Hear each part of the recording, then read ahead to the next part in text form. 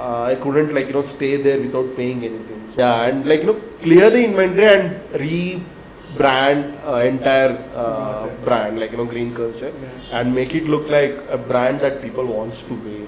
Got it. Basically, I think this was your first major failure, right? Workspaces like WeWork, you get to meet a very good bunch of people.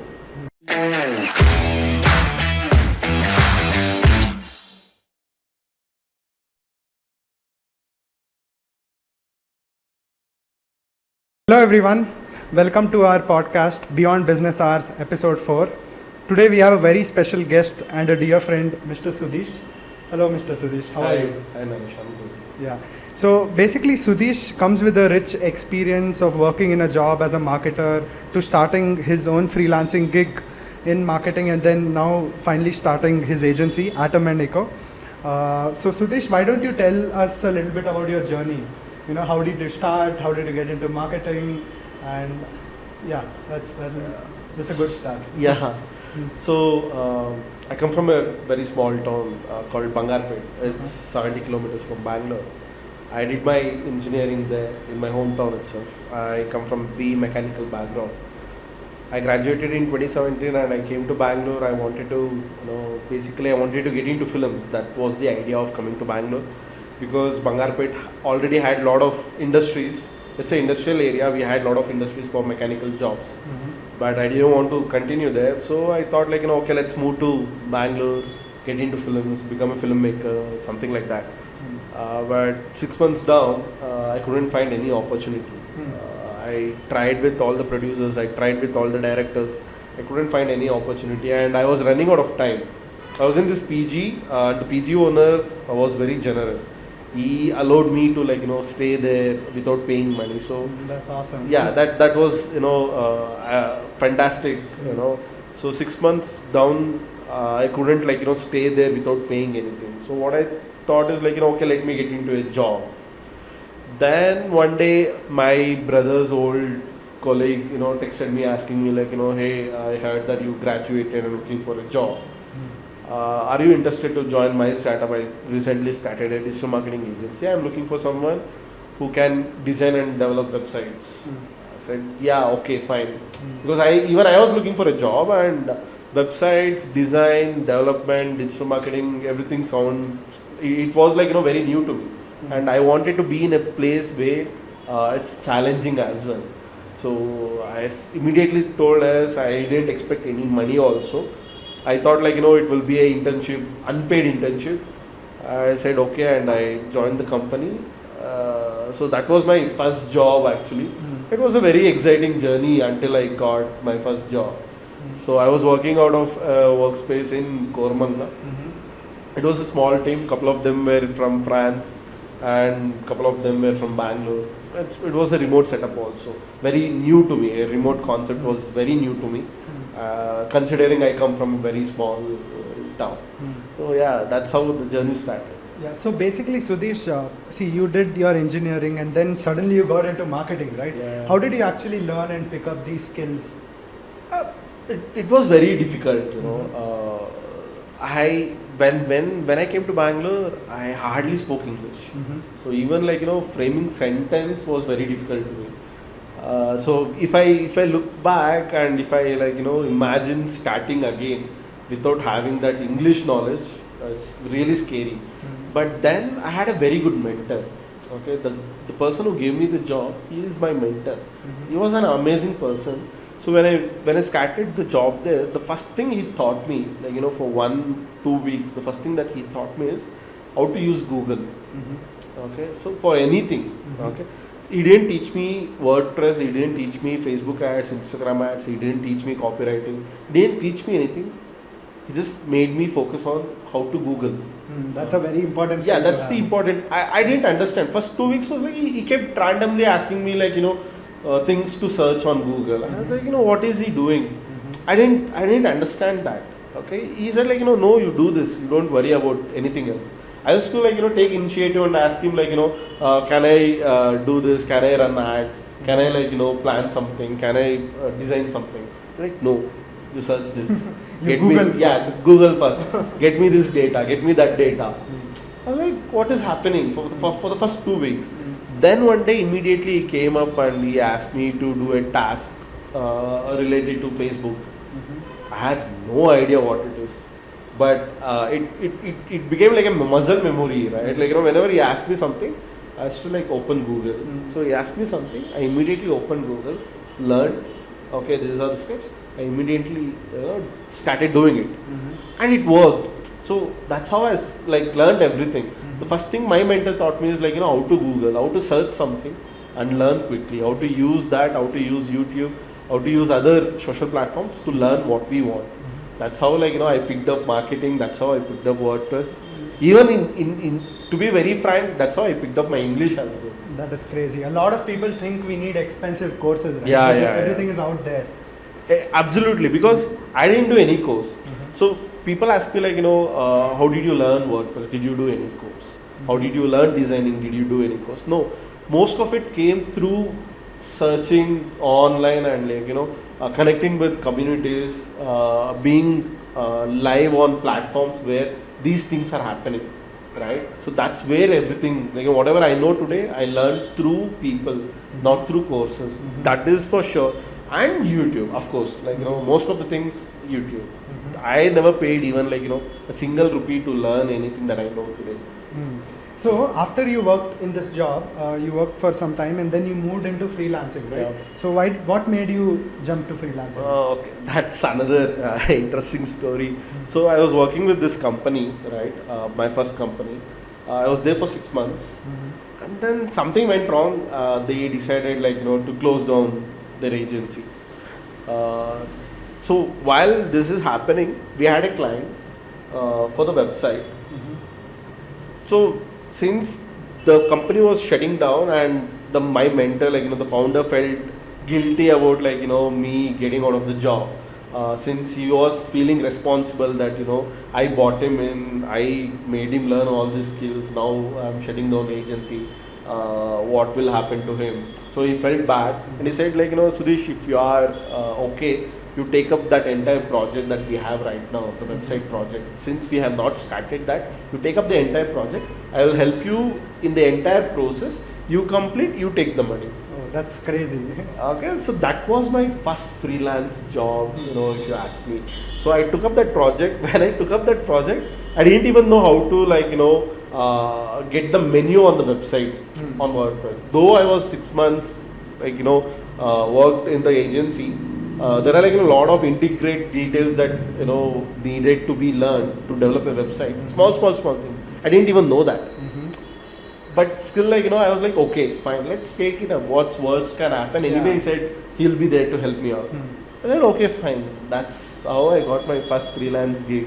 That is crazy, Yeah. man. I remember my first freelance gig also. It was just a random guy who owned this pharmacy, okay? And he was like, yeah, you need to do marketing for me. I was like, I gave him a plan, these are all, everything was Google.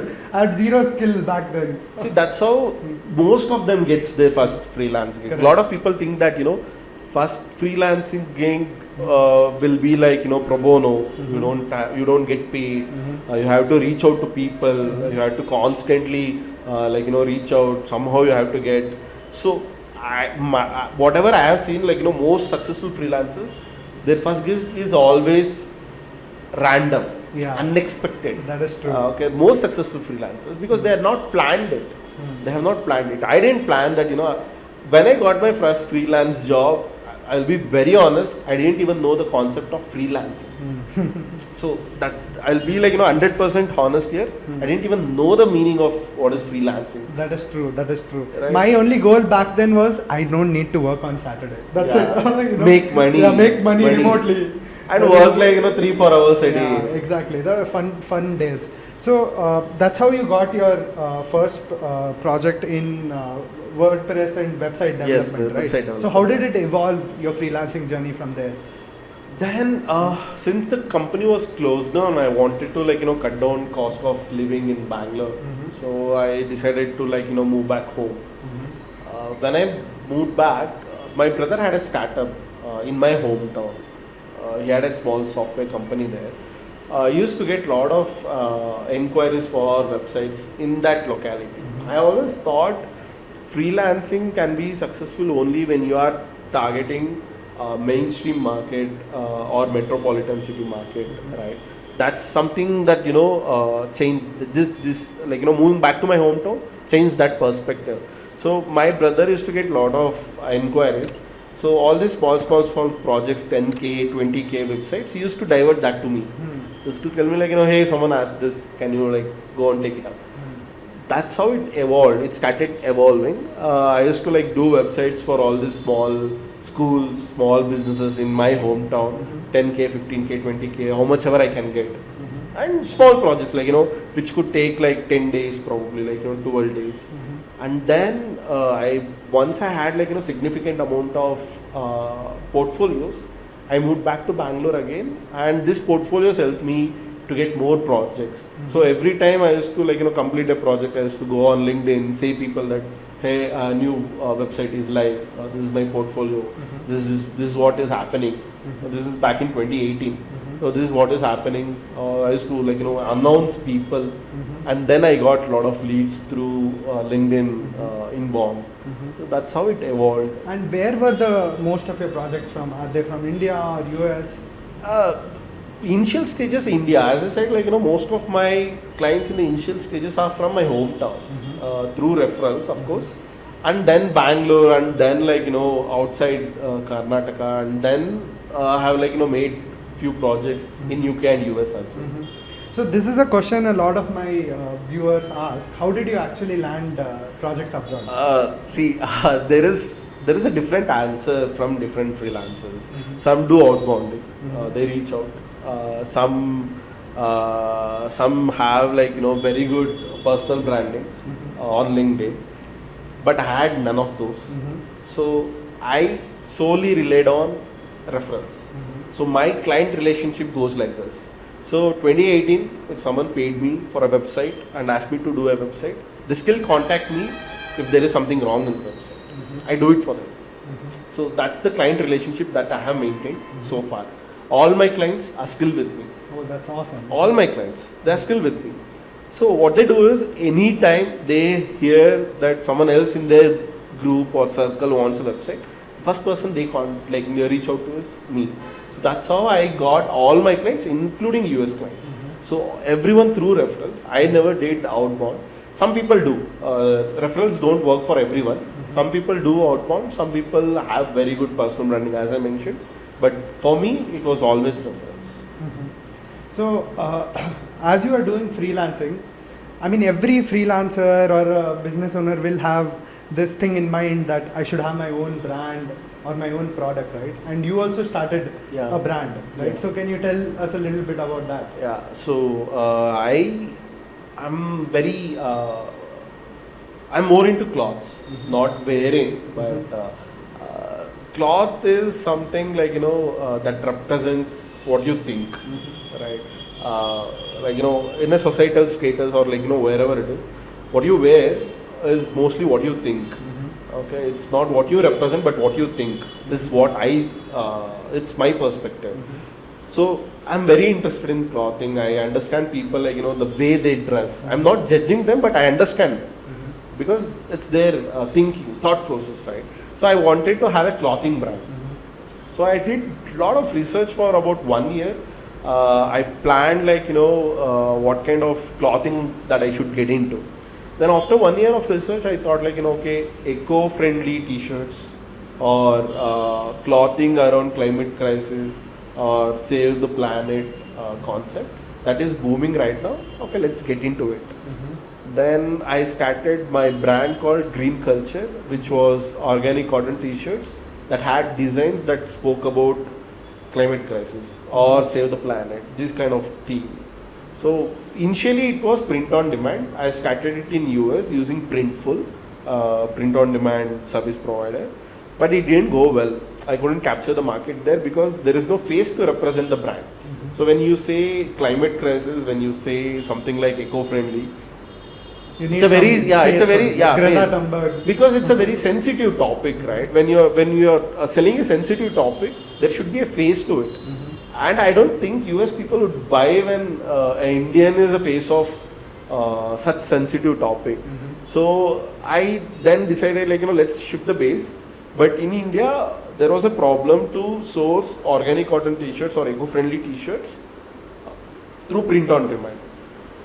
So I decided like, okay, let's manufacture it. Let's order it, get the t-shirts, print it, and then sell it. So I had this whole process done. I found a vendor to manufacture. I got the t-shirts. I found a vendor to get the t-shirts printed. I found the vendor to get me a package designs. Everything eco-friendly, end to end. Excuse me. This will be cut right. Yeah. Everything is eco-friendly, end to end process. I found everything. As I come from website background, I quickly launched the website on Shopify. I went live. So that's how the brand started.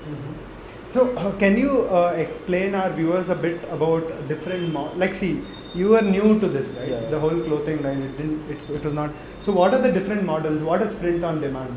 Can you tell us a little bit more about that? And why did you choose print on demand? Yeah. Print on demand is something which helps anyone to start anything. Basically that I don't want to put only cloths here, but if you take clothing as a big example, print on demand is something that helps anyone to start a clothing business immediately. Without inventory? Without inventory, that's the major plus point. You don't have to maintain the inventory, you don't have to pack it, you don't have to deliver it. You don't have to manage returns or refunds or anything. All you need to do is get a design, pick the product from the print on demand service provider, go to their dashboard, pick the product, put your design to it, put it on your online store or Amazon or any other third party platform where you can sell, link a payment gateway, sell it. So whenever you get an order, what print on demand does is it receives the order directly to its dashboard. They pick the cloth, they print it, they pack it, they ship it. So that's how the whole process is done. They take their cut, you take your cut. Got it. So usually what happens, some print on demand services, you have to recharge it beforehand, $200 or $300, whatever it is. You have to recharge it. They keep printing and shipping until that recharge is expired. So that's how the print on demand works. Okay, and you initially started with US as a market, right? Yes. And then you moved to India. What was the challenges that you faced in the US? Why couldn't you? One is, as I mentioned, there is no face to represent this sensitive topic. So a lot of people do print on demand in US being in India. It works for them.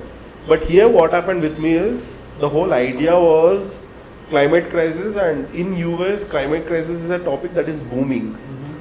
But it needed a face, that is for sure. Okay. So any brand need a face, when especially when you're talking something that is viral across the globe, right? So that's very important. Another challenge that I faced is US market is very different compared to Indian market. So you can't sell anything and everything. It's a very small crowded market. It's not like 1.4 billion people. Here anything and everything can be sold because there are someone people to buy it. Yeah, there is someone to buy anything and everything. But in US it's not like that. Targeting people was difficult. And then the other biggest challenge that I faced is the acquisition cost, advertising expenses. So it's way too expensive compared to. It's very competitive. It's very competitive as well, because think in this perspective. I am someone from a small town who decided to make it big, entering US market. So there are so many people like me in India itself, and think it other way, there are so many people like me in US also, who are from US, who know US citizens, who know US market and everything. So you are not just competing with them, you are also competing with these people in India who wants to get into US market. So the acquisition cost is like way too high in US. Yeah. So ultimately you decided to move to India, and how did that go? What happened to the brand? Yeah, again, that didn't go well. Even here the acquisition cost was way too high, but not in terms of running ads. I'll tell you what happened. Organic cotton t-shirts, I wanted to sell organic cotton t-shirts, which is eco-friendly, right? That t-shirts were expensive. to buy from the vendor itself. So that t-shirt costed me around 550 rupees. I didn't want to buy in bulk. Even if I bought in bulk, it would have costed me 250 rupees per t-shirt. But since I bought like very less quantity to test the market, I got it for like 550 rupees. And then on top of that printing, then on top of that packaging, then on top of that, I had like delivery. I wanted to give free delivery as well. I didn't want to put that on customer. So when you are taking this many costs, obviously you need to like sell it to a higher cost, right? So I placed my cost at 1,600 rupees one t-shirt. So when you say like 1,600 rupees one t-shirt, again like running ads for something that is worth 1,600 rupees, it costed more. So there I couldn't compete. So it fell mostly into a luxury segment. Luxury segment, there I couldn't compete, and people see like when you're selling something for 1,600 rupees, they see like what value you are bringing to their life, right? Let's say like there is a brand called Blue Orange. Okay, they sell t-shirts for 4,000 rupees. People who are wearing blue orange, people who wear blue orange t-shirts, they'll be recognized immediately. That's the brand value they have created, right? So someone who's spending 4,000 rupees, they want that. They want that value. So my perception was, I'm selling organic cotton t-shirt, I'm selling eco-friendly t-shirt, it's worth buying 1,600. I made a mistake there, right? I didn't create a value around it. I didn't create like a brand value for people to pursue. Right? When someone wears my t-shirt, how people would see them. I didn't create that value. So without all these things, I just thought like, okay, let me put it out. Since it's a most trending topic, people would obviously buy it. And I thought like, my designs are also like, very good. But that was not the case. Nobody wanted to buy it for 1,600 rupees. And I couldn't sell it for 800 or 700 rupees because that was my whole product cost. And on top of that, there is like marketing cost also, which is 300, 400 rupees per t-shirt. So I thought like this is not working out.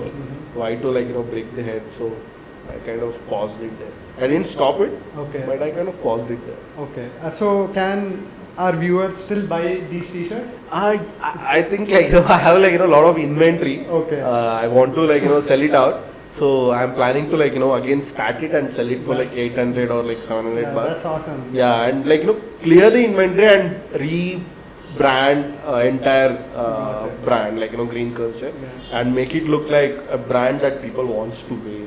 Got it. So guys, please support Sudheesh. He's clearing his inventory at a throwaway price. So I'll just put the link below in the description. You can go and purchase it. That would be great. Yeah. Thank you. So Sudheesh, basically, I think this was your first major failure, right, in your entrepreneurship journey. How did it feel, and how did you cope with it? See, first thing is it was devastating for a couple of reasons. One is there were people who invested money. Okay. They didn't ask me anything. So when I told them like I want to do this, a couple of my friends, they didn't even think twice. They wanted to invest. They said like okay, we'll give you the money, you start. That was the discussion. There was no agreement, there was no percentage discussion, nothing. It was just based on trust. Trust. They trusted me and my process and my thoughts. They thought like okay, you're doing something, do it, we will put the money. Okay. So when someone trusted you and gave you some money and you couldn't deliver the results, it feels very heavy, right? You are carrying something that you didn't want to, right? And I can't give them back their money also because I don't have money. I spent all my savings on this, right? So that's one point. Another point is I was already 26, 27 when I when I failed with my startup. And there is a pressure, this society pressure and family pressure, all these things that comes on you to settle or to prove yourself when you are at 27, 28, right? So I couldn't deliver that also. There are so many people who are looking forward, what will I do in my life? I couldn't answer to anyone. Okay, it kind of stuck. There was no going forward at all because I spent like 1.5 year building a brand and it didn't take off.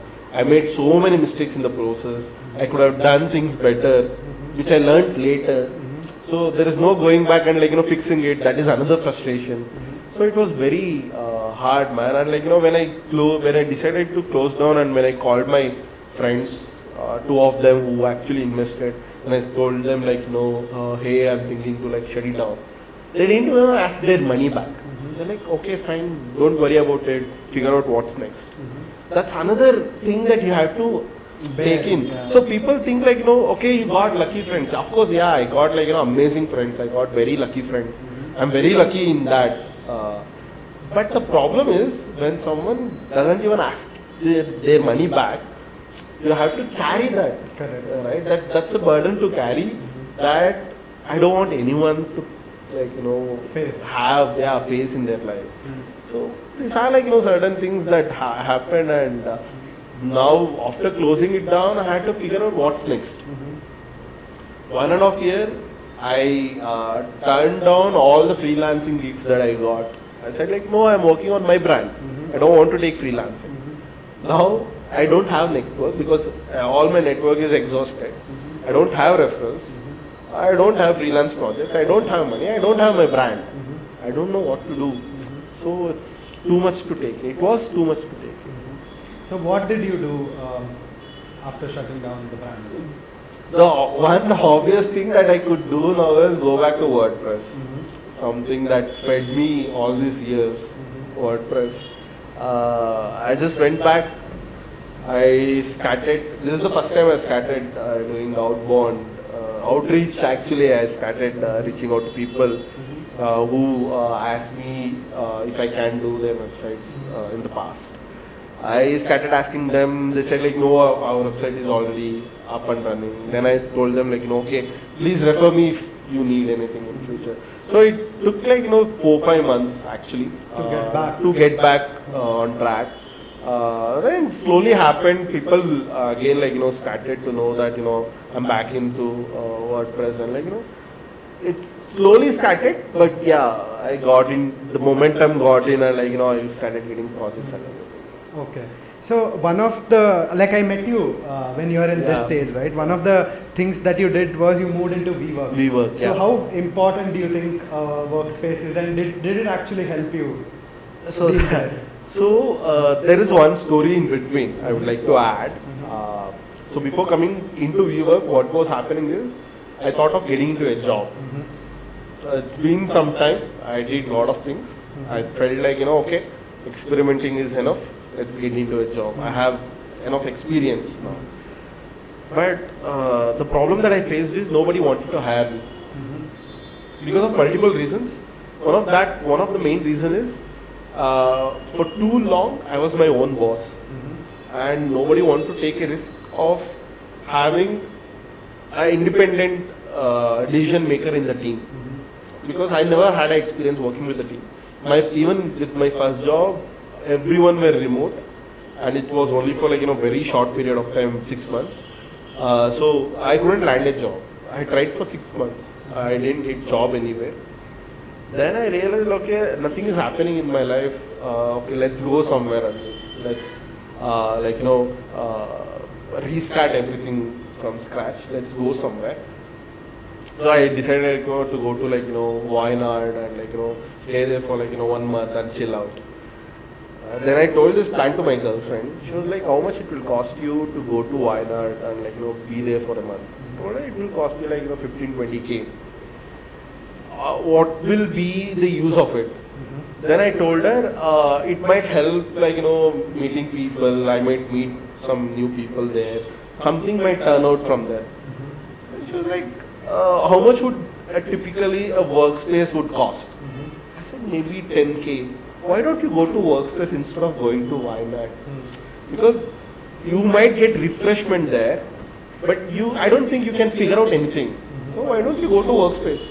And I have a significant experience working out of workspace. I was in Innovate in Kormangala. I was in 91 Springboard in Madhevpura.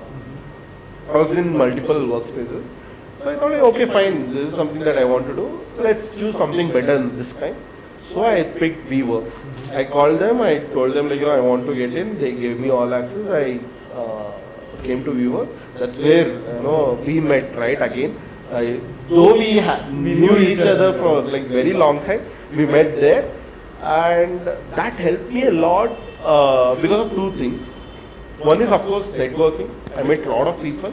Lot of people advised me in lot of things and referred me to a lot of projects. One thing, even you gave me an idea of like how to retain clients for a WordPress website, right?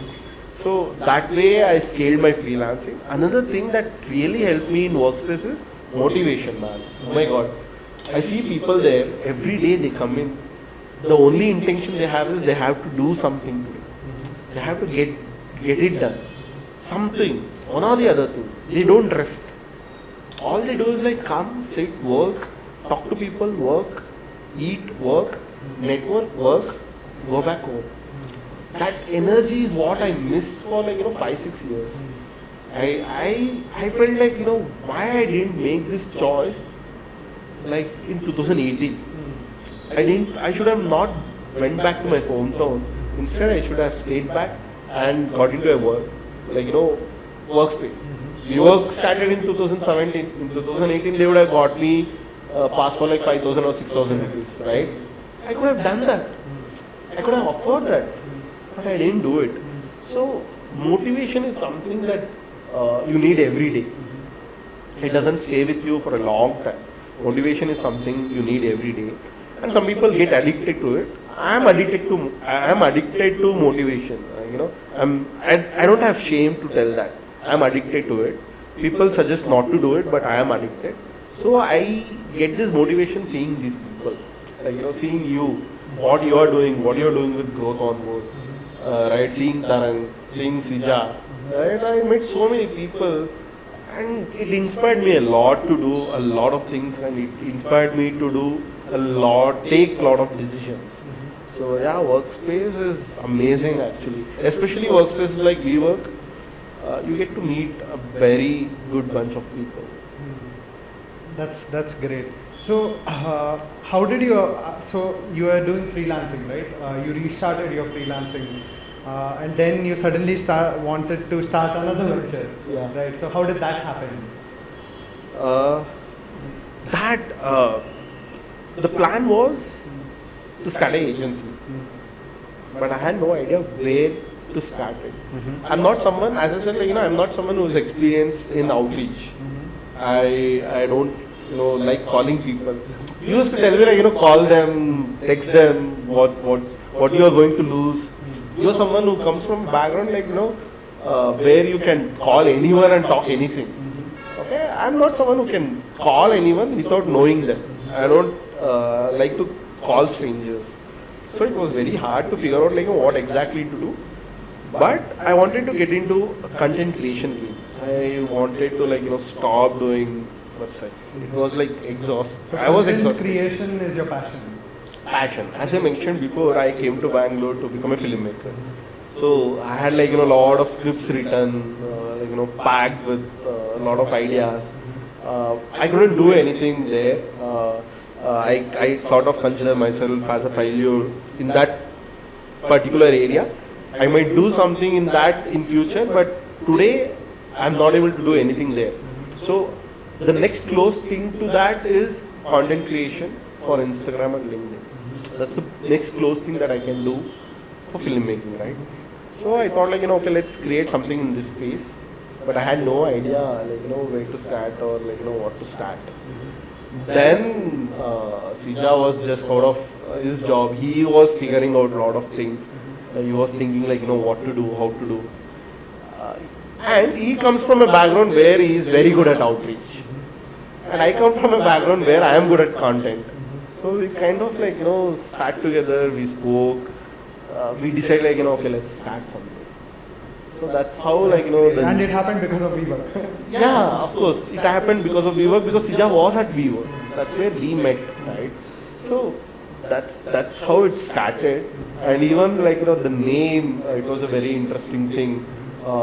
He was like, he wanted to come up with some name. I wanted to come up with different name. Then we thought like, what exactly we are planning to do.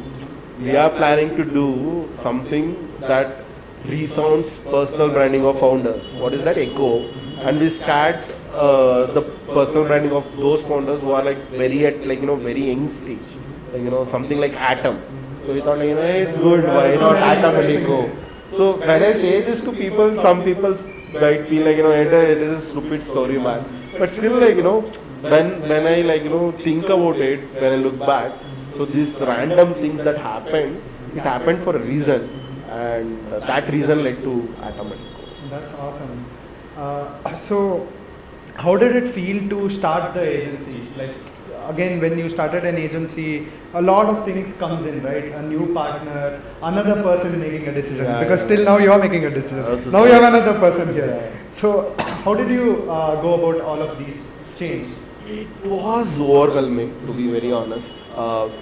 See, knowing someone for a long time is different, but working with them is different, right?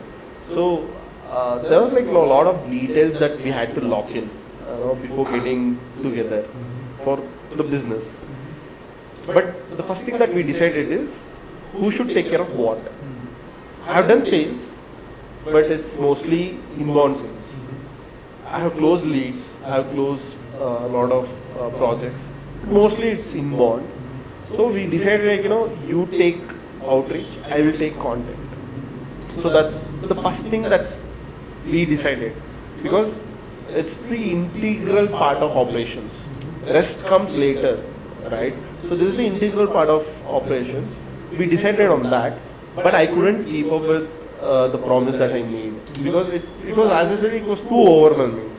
Suddenly there were like 3-4 clients. I want to write content for them. I'm like jumping from one field to another field. One client is from financial background, another client is from sales background. I'm like, I was like overwhelming. It was too overwhelming, and with all these problems, one thing that helped me a lot is my co-founder. So what he do is like, every time when there is a problem, he jumps in. He makes sure like, he takes care of few things to make it easy for me. So initial couple of months was like this. We kind of like, I didn't switch role, he switched role. I had never went to sales calls, but he switched roles. Initially it was like that, and then we hired like, couple of people. Both were freshers. We had to train them. That was another huge process. But the one lucky thing is everything like, fell into place. Though we had like, hardships, everything fell into place. We kind of started getting leads. We started getting clients. So it kind of like, the process followed a path, and it kind of fit in. Like, now everything is set, and like it's easy now for us to like, get into operations, take in a client, how to do, what to do, what's next. Everything is in So place the now. first thing you did was got the roles and responsibility completely divided. and Divided, cleared. yeah. Right, that's important. Because we can't keep switching the places, right? That's the first thing that we decided. So what exactly do you offer at Atom and Echo? Atom and Echo, we basically offer personal branding for founders on LinkedIn. That's our main focus as of now. So maybe in future we might go to Instagram, but that's not decided yet. So what we do is we take up LinkedIn profiles of founders. We sit with them. We plan like what is their entire process of like what to become. Like let's say like a founder has a product, right? How he wants to like scale that product depends on what is his personal branding in today's day and age, right? For example, there are companies who are doing this founder-led marketing. So founder-led marketing is a new way of marketing, and what we do is we make sure that founder-led marketing is achieving its results by achieving the personal branding of founder. So we create content for them which aligns with their idea of selling a product or selling a service to their clients. We create designs for them to make sure that the content that we created reaches a lot of people, and we engage with their prospects. So this is the whole thing that we are doing right now in Automatic. Okay. So how important, like a lot of people, like our viewers don't know how important LinkedIn is, right? And your whole agency is fundamentally running on LinkedIn. So LinkedIn.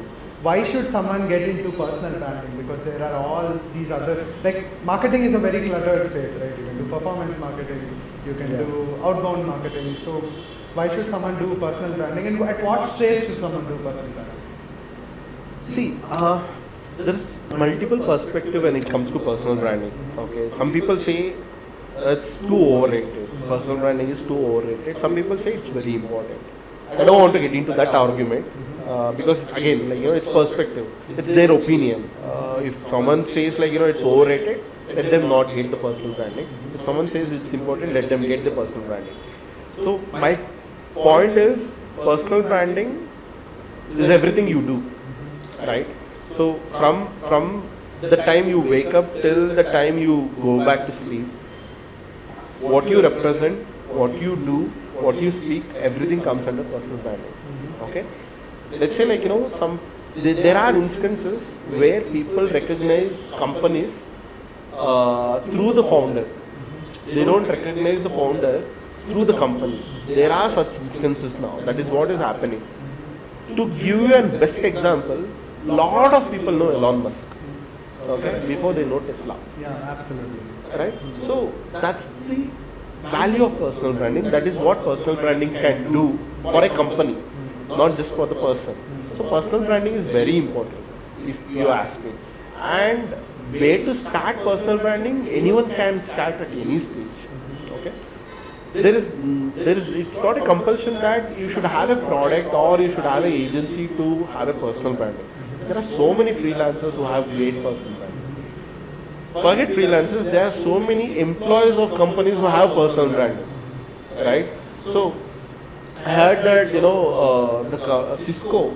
I heard Cisco is training its employees to become influencers on Instagram. Everyone are getting their own personal branding now, right? So they are training them to become influencers on LinkedIn. So it's that important. If Cisco, an organization like Cisco is training their employees, this is something that I read on LinkedIn. So if the Cisco is training their employees to become LinkedIn influencers, imagine how important is personal branding. I would say in near future, personal branding can help any company to scale from 0 to 1 without spending a lot of money on marketing. Let's say you have personal branding. Naresh is known to a lot of people in software. Okay. Then one day after 6 months or 8 months, you come up with a product that sells to these software companies or software employees. You already have 10,000 leads who could buy from you, the prospects who could buy from you. Even with 1% or 2% conversions, you don't need to put money there because you already built your brand, right? So that is why I would say anyone who is aspiring to become a founder, anyone who is building a product, anyone who already has a product or service, get into personal branding because that would get you a lot of prospects, leads, clients, or whatever. Or simply personal branding for fun. Yeah. What's wrong in that? So if someone were to start their personal branding, how would they go about it? According to you? Because I remember having this conversation 2 years ago. You used to come and tell me, bro, I want to start on LinkedIn, but there was blocker. Blocker, yeah. Right? So how did you overcome this blocker, and how did you start? See, first blocker is thinking that what people would say when they see my content. Right? Let people say anything. You put out your thoughts. Okay? That should never be a blocker. What to write about might be a blocker.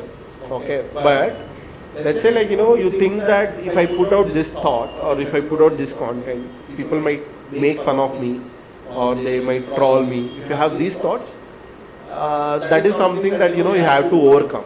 Okay, when it comes to creating content, the first thing that you should do is, let's say you have to get into a field of content writing. The first thing that you have to do is follow 20 or 30 most successful people on LinkedIn who are doing this from past 3-4 years. Analyze what they are doing, how they are doing, what kind of content they are creating. Try to copy them. The first thing that you could do is copy. You can't come up with some idea randomly. Take Right? inspiration. Inspiration. Yeah. Okay. I'm being blunt here. Copy. Okay. I'm being very blunt here. Copy. Maybe not word to word, but Add copy your the opinion. style. Yeah. Copy the style. Add your opinion. Okay. That's the easiest way to start.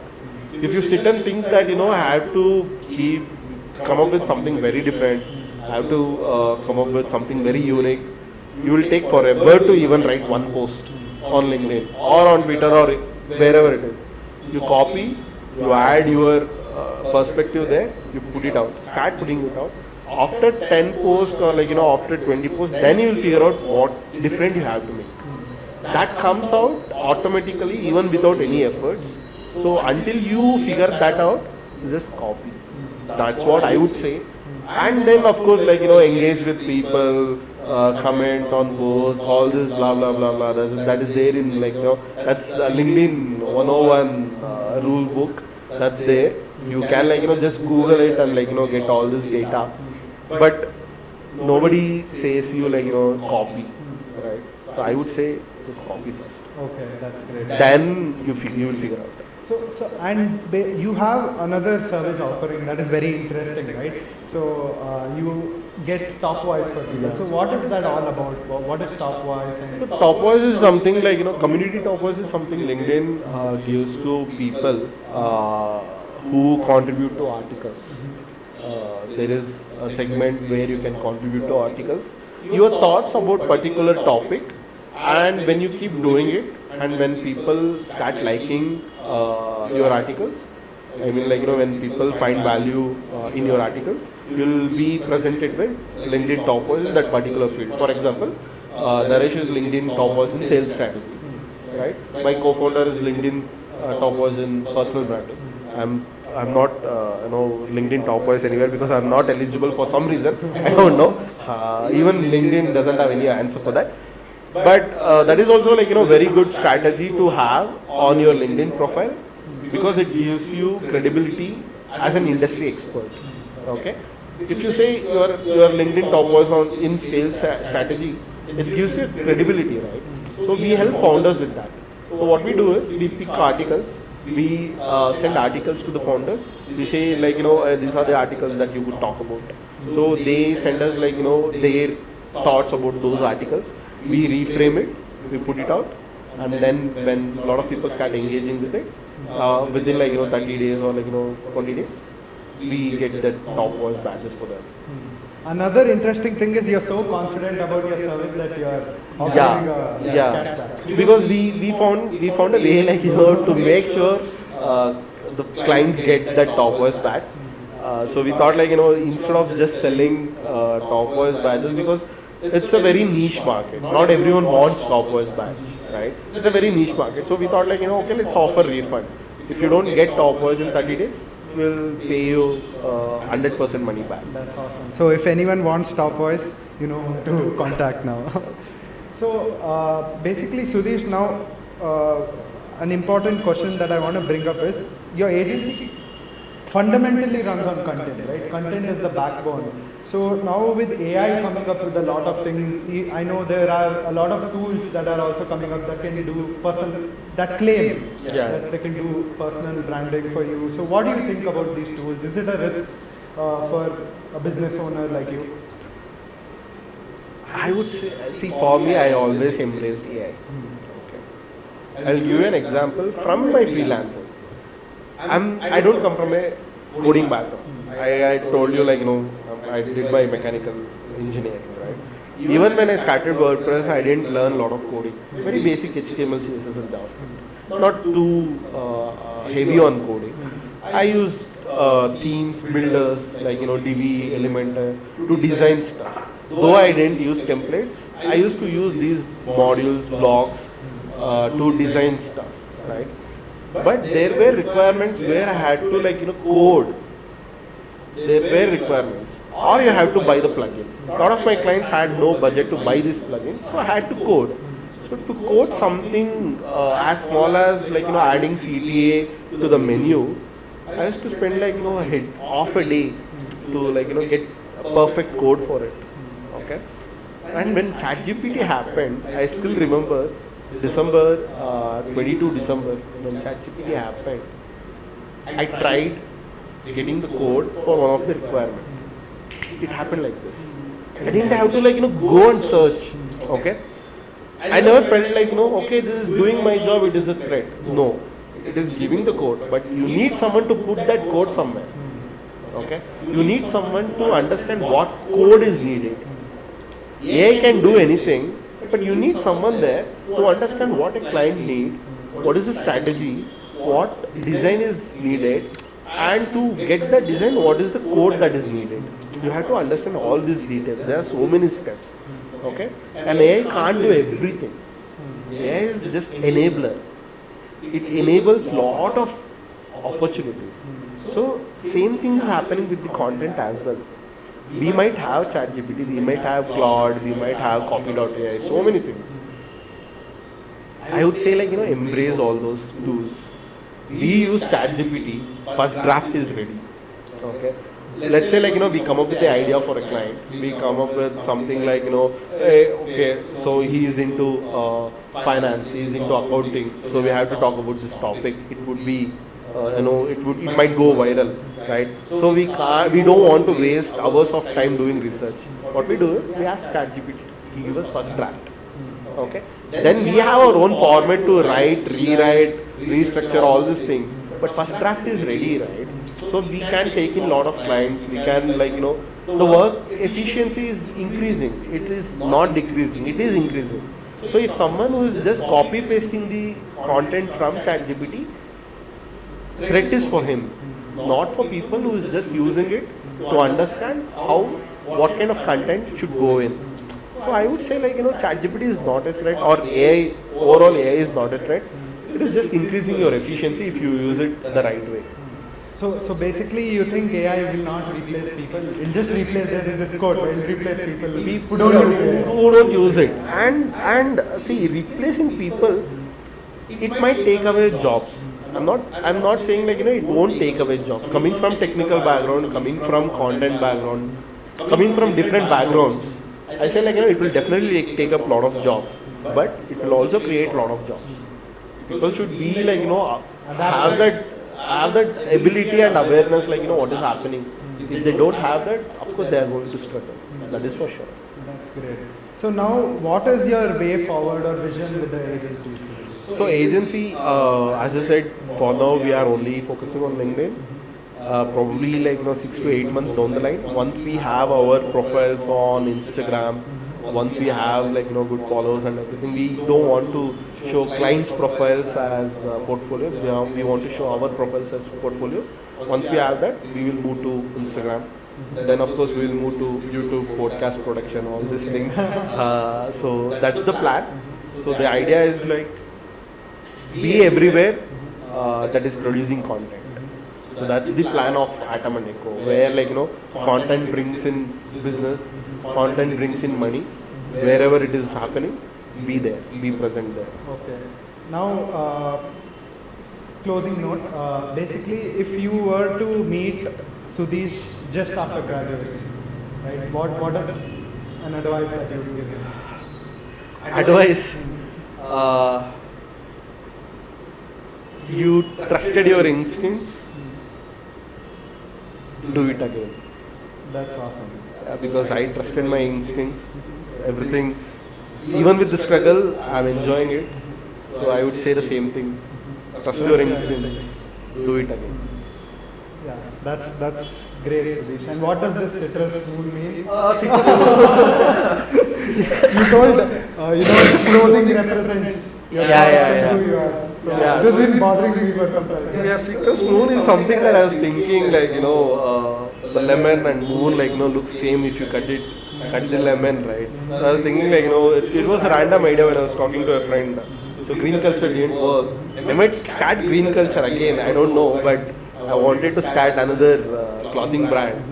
So when I told him I see when I see a sliced portion of lemon, I see a full moon. I said dude, you talk like you are delusional. Yeah, be delusional is the tagline. Why don't we be that's delusional? That's a good tagline. Yeah. So citrus moon, be delusional is the tagline and the brand name, which probably I will be starting in another 3-4 months. That's in the pipeline. Would So love Citrus to. Moon is actually a brand name. Okay. We just Thanks saw for- an thanks unveiling for of a talking brand. about it because it came out in the podcast. This was not. Now we planned. have to do it. Yeah. That is something. Yeah, build in public. I'm building in public, which was not planned. So probably in 3-4 months, Citrus Moon will be live. Okay. Thank you so much for. Thank you so much, Naresh. Thank you for having me. All the best for the podcast. I'm really looking forward for this. And I know Naresh and Tarang for some time now. Amazing guys. When they invited me for the podcast, I was like, what would I talk? But I spoke for a long time now. So I Our should viewers go back. got a lot of value from this. Yeah, but maybe I don't know. I have to go back and see what I spoke. So please follow, subscribe, and there is a line, right? I don't know that. Like, share, and subscribe. Like, share, and subscribe. Please follow these guys. They are amazing and they provide a lot of value too. Thank you for having me. So thank you guys. We'll see you again. Bye.